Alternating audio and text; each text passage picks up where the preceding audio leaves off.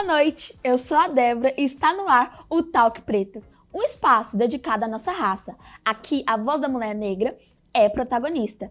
Esse é o lugar de fala, de resistência, de afeto e de troca. Um espaço onde discutimos negritude e enfrentamos o preconceito e celebramos a nossa identidade, nossa cultura e nossa história. Hoje vamos abrir uma conversa necessária, porque quando a gente fala, o mundo precisa escutar. Fique com a gente, porque o Talk Pretas já começou!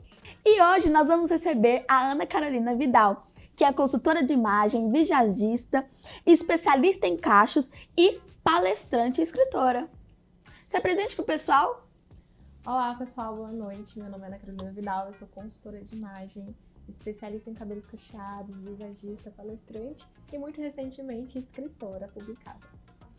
Para começar as nossas perguntas, o que te motivou a empreender nessa área de beleza e imagem? Bom, eu me apaixonei pela consultoria de imagem aos 14 anos, então sim, foi uma grande paixão. E eu demorei bastante tempo para começar a atuar, porque vivia naquela esperança, preciso estudar mais, preciso aprender mais. Mas foi sempre o grande amor da minha vida, né? Eu sou apaixonada por moda desde criança. A minha experiência com costura foi ali a partir dos 5 anos, então aprendi a bordar. E sempre lia sobre moda, via sobre moda. Eu lembro a primeira vez que eu comprei a minha revista Vogue. Então, assim, era a minha paixão.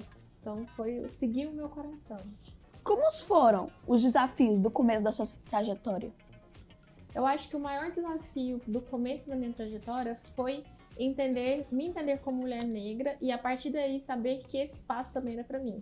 Quando eu me apaixonei lá em 2011 pela consultoria de imagem, era um mercado muito elitista, muito branco, aquele Rio-São Paulo, era uma coisa muito exclusiva.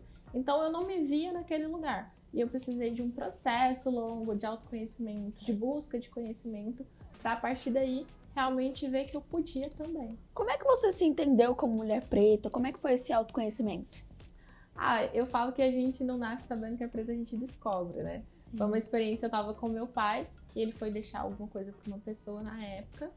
E eu sou, né, fruto de miscigenação, meu pai é branco, minha mãe é negra.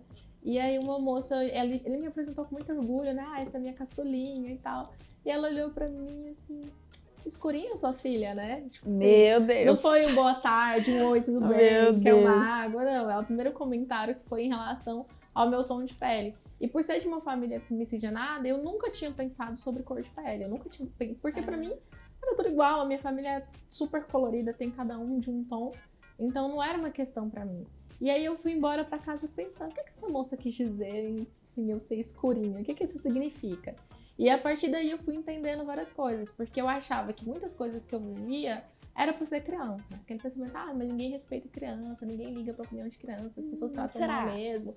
E aí depois que eu me descobri como mulher negra, assim, peraí, não é porque eu sou criança, tem alguma outra questão. Sim. E aí isso se reforçou quando eu passei pela transição capilar. Porque eu comecei a alisar o cabelo muito cedo, e lá pros 15 anos, também muito cedo, eu parei de alisar o cabelo. E esse processo de transição capilar só reforçou essa identidade. Então me fortaleceu como pessoa, me fortaleceu como mulher, e me permitiu, né, entender as minhas origens, a minha identidade. E sim, foi um processo muito lindo, doloroso também, porque a gente escuta muitos comentários negativos nessa fase. Hoje tá um pouco mais fácil, mas antigamente era um pouco mais difícil, assim, as pessoas eram um pouco mais cruéis. Então, até a crueldade das pessoas só me fortaleceu, reforçou a minha identidade e me fez mais forte. Houve algum momento decisivo que te fez perceber que esse era o seu caminho? Eu acredito que o momento mais decisivo, assim, foi no meio da pandemia. Eu tinha acabado de me separar e eu olhei pra minha filhinha ali, muito bebezinha, e eu pensei, nossa, eu não quero que a minha filha tenha uma vida tão difícil, assim. O que eu faço pra vida dela ser melhor? O que eu faço pra ela ter uma experiência diferente da minha? E o primeiro pensamento foi, seja você mesma, assim. Faça que você tem sonhos, porque os filhos, eles aprendem pelo exemplo. Sim. Então, eu seguindo o meu grande sonho, eu me dedicando à minha paixão, faria com que ela sentisse a permissão de fazer o mesmo. Eu falo que o meu grande sonho não é que a Heloísa viva do mundo da moda, apesar dela ter muita aptidão. Mas o meu grande sonho... E tem mesmo, tá, gente? Vocês conhecerem. O meu grande sonho é que ela faça o que ela quiser fazer com muito orgulho e com muita coragem. Porque para as pessoas negras, eu acho que o momento mais difícil da vida é o da coragem de ser o que você quer ser. A gente tem muitos sonhos, muito talento, né? Nós somos conhecidos por ter talento demais. Na música, na arte, na ciência. Mas às vezes falta coragem de seguir esse sonho, de seguir esse talento. Sim. Então, assim, esse foi o grande momento, quando eu vi que eu tinha ali o dever de ser um exemplo para minha filha. E você viu esse exemplo da sua mãe? Você disse que seus pais são... Você é fruto de uma miscigenação e seu pai era branco, então sua mãe é uma mulher preta. Você viu esse exemplo? Esse conhecimento de que ela era uma mulher preta e que ela não precisava se encaixar em outros lugares? Você viu essa coragem nela? Infelizmente não, né? A gente tá falando de uma outra geração onde a repressão era muito maior, não só como mulher negra, mas como mulher. Então, assim, a minha mãe, ela sempre fala, eu queria ter estudado, eu queria ter feito isso, eu queria ter feito aquilo. Então, ela não conseguiu abraçar o sonho dela em toda a integridade do ser. Então, hoje, ela passou pela transição capilar muito depois dos filhos. Hoje, ela tem um pensamento um pouco diferente, mas essa coisa de viver o sonho, de se fortalecer na própria identidade, é uma coisa muito recente para todo mundo. E em quem você foi buscar essa força, esse exemplo, se não na sua mãe? Olha, essa pergunta é difícil, porque realmente a gente não tinha tantas referências. Hoje a gente tem bastante, hoje eu tenho referências. Mas essa força... Você é referência, né? Obrigada. Essa força, ela veio do sonho mesmo. Começou com a dedicação, o estudo. Eu falo que a minha primeira referência foi a Mafalda, que é um HQ, que é uma menina que gosta de política e tem um cabelo bem armado. Sim, incrível, E ela incrível. foi ali a minha primeira referência, porque ela falava muito sobre política, muito sobre identidade. E a consultoria de imagem trabalha muito política e identidade. Sim. E aí, depois dela, foi aparecendo outras referências. Aí tem Thaís Araújo, que foi uma grande, até hoje uma grande referência para várias mulheres negras. E hoje para muitas meninas negras também, para muitas crianças. E depois desse processo, já dentro da consultoria de imagem, quando eu decidi atuar, eu procurei na internet, consultora de imagem negra. E eu encontrei o que é hoje minha mentora, minha professora, assim, que é a Lidiane Paulino, ela é de São Paulo. Assim, ela é uma mulher negra de pele clara, então assim, tem ali algumas diferenças. Mas quando eu vi que tinha uma consultora de imagem negra, eu falei, meu Deus, eu posso ser também. Liguei pra ela, virei aluna, hoje a gente somos grandes apaixonados um pela outra, assim, em relação ao trabalho. E ela hoje é uma das minhas maiores referências na profissão. Atualmente a gente já tem outras, eu tenho outras referências, mas a Lidiane e a Thaís Araújo foram assim a minha base para ser quem eu sou hoje. Você já entrou nesse ramo pensando em pessoas pretas, em ser especialista em cachos, em ser especialista nessa pele preta, ou você já foi estudando mais o que a maioria dos cursos ensina, né, que é sobre cabelo liso, cabelo que não é rebelde, sem frizz? Sim. A especialização em cachos, ela caiu no meu colo, ela aconteceu. Quando eu comecei a atuar na área da beleza, já dentro do salão de beleza, eu já tinha passado pela transição. Como eu falei, passei pela transição muito jovem, passei pela transição aos 15 e comecei a atuar no salão aos 17. Então, o que aconteceu? Muitas meninas viam meu cabelo e falavam, como é que você cuida, o que você faz? E aí eu fui ensinando aquilo que eu sabia do meu dia a dia. Porque, como você falou, dentro da formação a gente tem uma lacuna muito grande. As formações na área da beleza, elas não englobam cabelos fechados, elas não englobam pele negra. Então, assim, é sempre sobre cabelo liso, sobre alisamento. Os cortes são feitos em cabelos alisados ou cabelo liso. Então, essa especialização em cabelos fechados, ela é extremamente recente. A gente tá falando de menos de 10 anos pra cá, de 5 anos pra cá. Tudo que foi feito antes disso era autoral. A pessoa, ela construía a própria jornada. Então, foi a partir daí, da minha própria vivência com a transição capilar, como já tem 14 anos que eu passei pela transição, tem bastante tempo. Então, foi a minha experiência com o cabelo que me levou para a especialização em cabelos cacheados. Hoje a gente tem curso, tem formações, a gente tem técnica, mas antes era só o desejo de ser livre mesmo. Sim. E no salão, você já passou por alguma experiência de alguma menina ou mulher que teve dificuldade de passar pela transição capilar? Como é que você ajudou essa pessoa? Isso acontece muito, assim, a dificuldade com a transição capilar é o medo do julgamento das outras pessoas. Sim. Então começa muito pelo medo, eu não sei o que as pessoas vão dizer de mim, eu não sei como eu vou lidar com isso. E aí, depois que você explica que a opinião do outro é irrelevante dentro da sua própria existência, que primeiro você precisa se conhecer, você precisa se dar uma chance de gostar de si mesmo, de olhar no espelho e ver ali, né, a sua própria realização, aí a gente passa a etapa do medo. Depois da etapa do medo do outro, é a insegurança de não saber cuidar. Como, principalmente as mulheres mais velhas, não tinham os elementos que tem hoje, como escovas, cremes, a própria rotina do cronograma capilar, elas acham que cuidar do cabelo cacheado é quase impossível, sabe? Missão impossível. E aí você explica, não, hoje é muito fácil, não leve em consideração suas experiências do passado. Antigamente a gente não tinha cremes específicos, não tinha escovas específicas, e hoje nós temos. E aí a gente passa pelo processo da educação. Eu falo que hoje, dentro da Casa Singular, a coisa que eu mais faço é educar o meu cliente. Ensinar como lavar o cabelo, como finalizar, a diferença entre uma geleia, um gel, um creme ativador, um mousse. São muitos produtos, então as pessoas ficam com essa insegurança do não conhecimento. E, infelizmente, muitas não tiveram esse conhecimento da mãe. Igual você falou assim, mas a mãe estava lá? Não, a mãe não estava. A mãe não sabia. Aqui no Brasil, a gente tem 2 fatores que influenciam muito isso. O primeiro é realmente essa ausência de formação, de educação dos profissionais da beleza. E depois é a mixigenação. Então a gente tem muitas meninas pretas, filhas de mãe branca, com cabelo liso. Então, assim, tem muita mãe que não sabe o que fazer.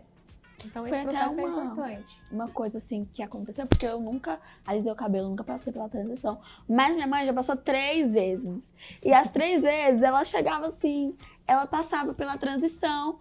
Aí chegava e ela via que o cabelo não era um cachinho perfeito, sem frizz, que ele não ia ficar lá na bunda, igual a maioria das cacheadas aí que existem, né, como referência na época. E aí ela ia lá e alisava de novo, porque ela queria um cabelo que escorria, mesmo sendo cacheado, um escorridinho assim, sem volume, sem frizz. Então a gente vê muito isso, né, que essa dificuldade de se aceitar, de nossa, eu quero um cabelo cacheado, mas é um cabelo cacheado que seja comprido, que não tenha volume, que seja definidinho, sem frizz.